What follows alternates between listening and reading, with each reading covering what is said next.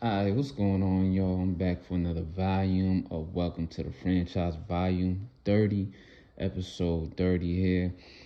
Still gonna tap into more of the aftermath of this Super Bowl here, with the Chiefs and the Eagles and how the Chiefs just got smacked up, let the Eagles put a 40 piece on them, and the defense basically just dominated them all night, and the offense dominated them all night.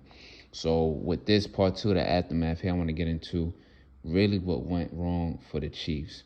So let me just go ahead and start it off right now. Um, as far as them on the offensive side of the ball, I mean, we seen what happened out there. Patrick Mahomes was just getting, fucked up all over the place. Couldn't find an open receiver. Couldn't really build the rhythm or anything like that.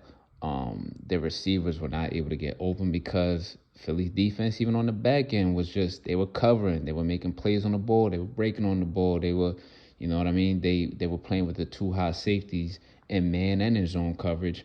Only blitzed a few times, and they were coming with a 4-man rush every time.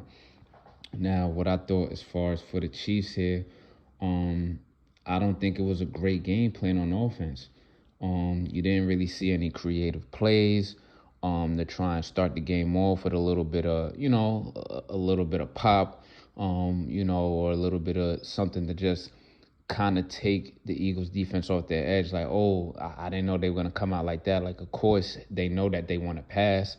And, of course, they know that their run game with the running backs that they have, they basically just want to run in between the tackles, and they just want to kind of move the chains a little bit with, maybe between a 3 and 5 yard run game, so that they could set up their pass. The Eagles defense knew that already. So you didn't really see any creative plays from the Chiefs game plan. That was something that I was pointing out as far as a preview in the match here that I think they would have needed to do. Get some of your receivers involved. We didn't really get a chance to see even Worthy on a run play, even though he had a great game. But by the time that and how big they were behind in the first quarter alone, and then in the first half overall, they probably couldn't even get into that, even though they probably still had some time to tap into maybe doing a reverse jet motion run plays with Worthy or with anyone else you have on the team. And I didn't really see any creativity, I could say, like that in the passing game. So that was a big, a big key in why their offense looked at really, really lackluster. Another thing that was bad to see, man, it was, I mean, DeAndre Hopkins, who should be a Hall of Famer, with his career and everything like that. Biggest game of your career. You had that drop pass. That was a big drop pass in that point of the game because, you had no points, you had no yardage. I think they said that they had only 24 yards in the first half or some shit like that, which is crazy for a Chiefs offense, even against a really good defense. But like I said before, this kind of defensive performance reminded me of that Super Bowl where they got their ass kicked all over the field against the Buccaneers. And it looked the same way. I think they didn't have a lot of yardage for most of the game in that one either. But DeAndre Hopkins, man, I think that drop also was big because it probably would have had a little bit more momentum, get everyone on the sideline a little bit more inspired to be like, all right, good comeback, just got to make some plays. And you were wide open. It was right in your hands. You lost your footing, and you didn't catch the ball. You didn't secure the ball. Not much you're going to be able to get going if you're going to be making miscues like that. And you're a big time player and you playing big time games. Not that when they got you at the point in the season, that they emphasized you a lot in the offense. But come on, man, you gotta make that fucking play. Especially all that shit you was talking about. Yeah, this team traded me and got rid of me. Niggas wrote me off, this, that, whatever. Well, now it's time to shine in the biggest fucking game. That's what they got you for, man. You're reliable out of the slot, or you're reliable to get open. You have reliable hands. That's what you're there for. So it just looked bad all around. Kelsey, like I said before, he had a couple bad drop passes there, and he tried to get in the head of some of the defenders. You know how he does. Everybody, like I said, everybody needs that guy who's gonna kind of get in the head of the other team and get them out of character. He tried doing that bullshit, and it didn't work. It didn't work at all in the Eagles players because they were just punking him anyway. And once you start off the game with two drop passes, that's really gonna I think going to show, how the game is going to look for the rest of the day. He did the same thing against the Buccaneers. Two drop passes to start the game. Same thing for Tariq Hill. He was on that team at that time. He had two drop passes. It felt like everyone was dropping passes to start the game in that one. And this kind of looked the same. Whereas if it not that it was as much drop passes, but no one was getting open. No one was really able to beat their man. I didn't really see anything too creative in the route game. Of course, they probably wanted to go downfield, so it probably took a little bit more time for Mahomes to see something develop. And then, you're in your own territory after you get them to punt the ball to you and you throw that interception to Zach Bond. But shout out to Zach Bond. He really sold out and laid out there for that one too. So I know I said both picks were right to the person. But Bond, he made a play there because that one could have been, okay, he just kind of skipped it in the dirt if it was probably any other linebacker that, was not playing on the intensity level as Zach Bond all year. But he sold out and made that diving interception there that probably would have just been an incomplete pass. But he knew, fuck that, take advantage and go for this shit because we're going to be right there and score after this. But still an ugly throw. Bad read and bad setup for Mahomes there. I think it was actually Hollywood Brown coming across the middle there, behind Bond, and he was planting his foot, and I think his left foot got kind of tangled up with his offensive lineman because the pressure was just coming. The pressure was just coming so crazy there that it kind of threw off his throw. And even if, the throw would have gotten off without being an interception, like I said, it would have been incomplete because of the footing and the pressure, but it would have been a little bit low to Brown also, where he would have had to probably get up and run and would have got tackled or whatever. But maybe not a bad read. Maybe if he did have his feet set correctly and didn't get that pressure, it could have been a big gain and everything like that. But other than that, if you have no run game there in your game plan, you can't run the ball at all, and everybody knows you're a passing team, you got all these weapons at the receiver spot, it's going to be kind of easy to figure you out or at least sustain stopping drives as far as on the defensive side. Another thing, too, that I noticed early is just they didn't seem loose or play loose like they usually would and everything. And I get it with this year taking a little bit of a step back on offense throughout the whole season. Their offense really just tried to manage the game as much as they could. And then they didn't start getting loose and really just throwing the ball around and opening up the offense until the second half, until it's too late. And that's where we got to get back to Xavier Worthy's game. As far as on the Chiefs team, I want to say the players that showed up all game, and I'm talking about on both sides. Of course, we know Xavier Worthy. That motherfucker came to play. He showed up. He came to play. And I think that's about it for the offense. On the defensive side, Chris Jones. You seen it from the top of the game. He knew what his job was his assignment. He came with the energy. He came with the focus. He came to play. Justin Reed popped out, came to play for a few plays in the game. Karlaftis came to play. Brian Cook had an interception. I guess that's the only play he came to play, maybe, because guys were getting beat deep over the top the whole time. And I would say a little bit the linebackers, Chanel, I think I seen in there, and Tranquil making some good tackles on Saquon, Bolton as well. They came to play. But other than that, that's about it. Everybody else just showed up and they thought, hey, we the Chiefs, we're going to get it done. They did not come to compete. They're not going to play. They just can't get their ass kicked. But Xavier Worthy, 8 catches, $157, 2 touchdowns. At one point, I thought he had 3 touchdowns because it just seemed like there were 3 plays where he was breaking off big ones. But by that point, like I said, the game was way out of reach, and that's when they wanted to start playing loose, which I got to question that offensive game plan and that mindset and philosophy from Andy Reid and Nagy going into this game. Don't play tight because you're playing an elite defense or a great defense. In any sport, or in any situation, if you're dealing with a real aggressive defense, with a really good defense or anything like that, you got to be aggressive and showing that you ain't scared, or you're not just going to try and manage this thing out, or you're going to be a little bit timid. And that's what it looked like they was trying to come out with, and that's why they got their ass fucking beat. You got to come out loose, show that you ain't scared, Be aggressive, get them off their feet, get them off their heels a little bit, off balance and shit. And that's where you have a fighting chance to compete and probably win. But they didn't start playing loose and opening it up for real until to the fourth quarter or late in the third quarter. And you can't do that in the biggest game. It's the last game of the season. You might as well go for that shit from off the rip, from jump. But you see, when you start off like that, it's too late to come back, because not only the Eagles' defense was elite and dominating this game, so was their offense, pushing guys around and making the throws, and they opened it up like I thought they would. They opened it up and they got aggressive because they knew they were playing a good defense also. Now, switching to the Chiefs' defense, their game plan was solid in the run game. They were really good in the down and distance. We only seen a tush push, I think, like once. So they were good with that. But after your main assignment, your main keys are just, okay, we're going to contain Saquon. We're going to try and manage if there's manufactured runs in their offensive game plan with Jalen Hurts.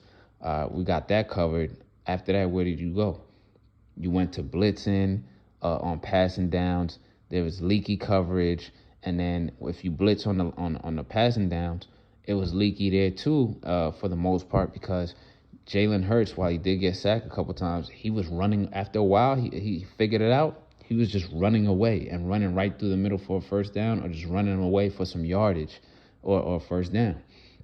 So that didn't fucking work. So you're just going to key in on those two guys, because after that, there was no coverage. No coverage at all. As we spoke about, no coverage at all. Niggas just getting fried and filleted and sauteed everywhere on the outside at the corners. No safety help over the top, but it was terrible to me. From what I was seeing from the corners, it was just terrible technique, giving a lot of outside leverage to the sideline, giving them a lot of room on the boundary there to run fade routes and go deep on them every single time. And both of their main receivers can go deep. Maybe it hasn't been shown this season and you forgot about it the season before and seasons before that, even before A.J. Brown was there, or seeing what A.J. Brown could do before he got traded to the Eagles. But they can take you up top and beat you deep and fry you out there on that boundary. So the technique was terrible by the corners in this game. Some of the blitzes that I did see from them, from their defensive backs, were not that smart. Some of them were. I seen Shamari Connor make a nice little play. He came down as a blitz, and I think it was a run play with Jalen Hurts, made a nice little tackle for loss. That was good, but for the most part, when it came to some of the passing downs, or most of the passing downs, the blitzing philosophy, I just don't think was really smart. They brought it out really early. I thought you kind of gotta build a rhythm there, or fill out, you know what I'm saying? Fill out where you get a rhythm in there to have that punch, and switch up your punch there and what you're dialing up. But they started it off early, I guess, trying to rattle Jalen Hurts. But of course that didn't work. And I had to question what was Spag's mindset for this game also, and what was the philosophy. So I get it. The philosophy, it really looks like, was just contain Saquon and manage containing Hurts, and we're gonna get a couple sacks on him. But after that, it's like they didn't even prepare for him being able to fucking throw the ball around. Biggest game of the season. They're gonna open it up like y'all should have did, because y'all ain't do that shit at all. You know what I'm saying? So it's kind of like you got a little bit of your own medicine right there. They open up the book on y'all, and they're throwing it to Jahan Dotson's out there. And then, you see in games sometimes, we know that Saquon is capable of catching the ball and being a receiver.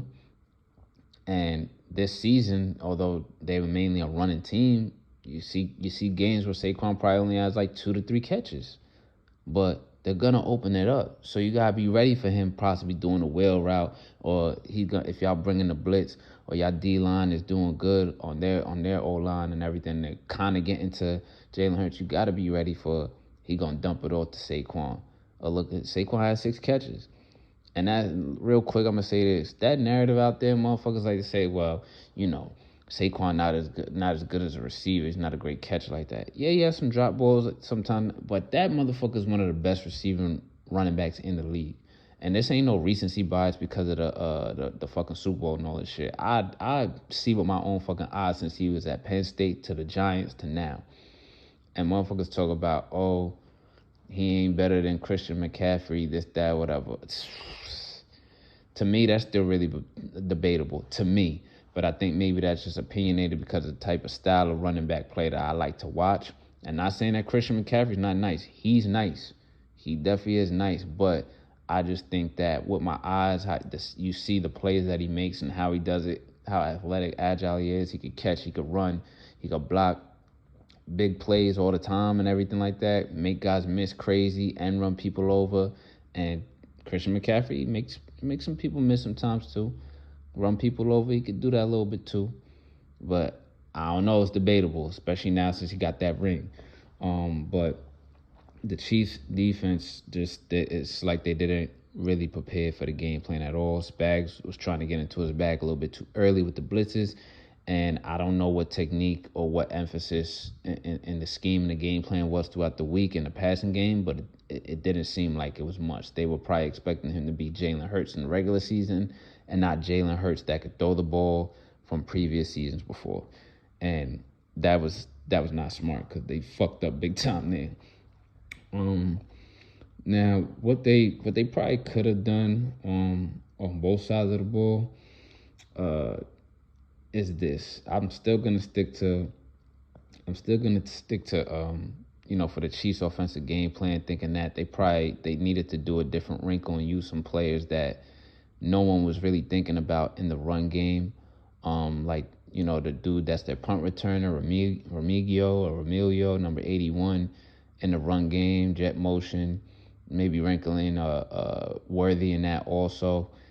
They should have opened it up crazy like they did in the fourth quarter with Worthy in the first and second quarter, to open it up for the other receivers underneath so you could get it to Hopkins a little bit more and you could get it to Smith-Schuster a little bit more. And then when they're not thinking about it in the second half of the game, that's when you open it up for Hollywood Brown to either go over the top or him interchange with Hopkins and do a route like how he did on that drop pass in the first half. You got to throw all those out there and switch up kind of the rhythm of the offense and interchange different plays here and there. But the run game, I think, they had a couple good runs. I think one with Pacheco that was for 10 yards or whatever. You still got to use them, yeah, but I think that the Eagles defense is very physical and really good up front. And they knew that their run, they wanted to pass the ball, and their run offense is not as good as their passing game. So you got to add another wrinkle to it. Maybe there was another player on the roster that we don't know about at running back. I mean, even get Samaje Perine involved more a little bit. Couple runs here and there, and then you think they're going to run to him again, do a play action, and do his signature swing route for a catch for a first down, get in the rhythm with that. But I think they should have tried some different shit. You know what I mean? Maybe do an RPO with Worthy and Remigio in the backfield because they didn't see, the defense didn't see that on film. They don't know how to prepare for that. Do a triple option type shit out of the pistol or whatever with them because you needed some type of pop or some juice in the run game. And you needed that to also help open up the pass game and kind of throw them off in the pass game also, like, okay, who's he trying to get to now? Who's the primary target and the secondary target he's trying to get to now, so that it makes whoever else, the Eagles, they got guys all around, even at linebacker to cover and safety, but still it makes that third receiver, they got to think about it. If someone slacks on that play, that third receiver will be open, or even the fourth receiver out of the backfield, with a little orbit motion or something like that. But I think that's something they probably could have done or should have done on offense. As far as defense, I would have played the same game plan. I think for most of the first and second quarter, I would have played the same game plan just to fill it out as the Eagles. Because the D-line is good enough, not like the Eagles, we know that. But I think that D-line was good enough that play the first quarter and a half, 4-man rush, zone, man it up, and then maybe bring a safety in the box, look like he's blitzing, but he's not. He's just playing close to the line so that you could keep eyes on Saquon, contain him, and also manage containing Hurts also. And then start switching it up with your blitzes, bringing a Duffy out of the slot, bringing a Reed out from the safety spot, or he lines up at linebacker in the box, or lining up Duffy at safety because he's versatile like that, but in the box at safety, having Reed there with him as well. Maybe put both your linebackers like Bolton and Chenault or Tranquil on the edge to make it look like they're coming off the edge. Have them still come off the edge, and either McDuffie or Reed drop back in coverage and one of them blitz or something like that to contain Hurts and also confuse him in coverage, something like that. But I think that they probably could have got away for at least 2 quarters of just playing 4-man down and switching up with zone and man, because you want to, of course, stop the run, which they were doing good at, but you want to force him to pass and really be like, damn, no one's open. I'd rather have a Jalen Hurts kind of run around behind the line and you contain and everything like that and try and throw the ball, because you have been seeing that he's smart enough to just throw the ball away. I'd rather force him to do that for a little bit, and then when we catch him on a blitz, then just keep blitzing him the whole time. He's just going to run away. But, I mean, that's just me. At the same time, either way, it did look like they were doing that on some plays, and it did look like Jalen Hurts had a bunch of time back there anyway. So maybe that wouldn't have worked either, but I think it still would have gave him a little bit better chance in coverage, for sure. And definitely changed the philosophy of the corners on the outside. I don't know what they were thinking with all 3 of the receivers they were playing, but mainly Devontae Smith and A.J. Brown. I don't know what they were thinking there. So that's probably what I would have done as far as the defensive game plan on that side. Now, to piggyback off of that, what I think they need to do in the all season to get back, and they'll be back. I don't see them getting back into the Super Bowl possibly next year. They'll definitely be back in the playoffs, probably as a 1 seed again, maybe a wild card or whatever. Yeah, wild card team, or playing in that first round with a top seed. But what they gotta do, what I think they should do to get back, of course, they gotta draft on O-line heavy. Everybody saw that. That's obvious. And they gotta get a star tight end. They're gonna have to get, a tight end that could really ball in this draft. I think that this draft is a little deep at tight end. There's some guys that you can get besides the 2, main guys in the first round, like Colson Loveland and Tyler Warren. I think there's this dude at one of them small schools, I think it's Bowling Green or something like that, Fannin Jr. He looks pretty good, but there's some other guys out there also. You got Arroyo out of Miami. There's a few guys out there, but you're gonna have to get a tight end because Kelsey might be it. It might be clipped for him. I don't think he's going to hang it up. Something tells me he's not going to hang it up quite yet because of how he went out in this game. So even if he goes out on a mediocre performance through the season, but a good performance through the postseason next year, and they don't make it to the Super Bowl, or they make it to the AFC Championship and lose, or make it to the Super Bowl and lose, and he has good performance through all of that, I think he'll be fine going out like that, but not going out like this. He seems like he's got that competitive mindset. And, guys like this at this point in the career, we've seen it years and years before. They're like, nah, I ain't going out like that, even when they probably shouldn't come back. But at least get another tight end in there who could, glean a little bit of knowledge and a little bit of the game and the nuances of the position from Kelsey while he's there. And he has a little bit more pop. So that would be a good look for them. They definitely need to get a little bit more physical and faster up front. And by that, I mean they need another pass rusher or defensive lineman who could just get through the line quickly with either a lot of power and strength that could really knock someone around, knock their head off, or edge rusher also that's a little bit faster with more pop outside of Karlaftis and Chris Jones. Karlaftis, really good player.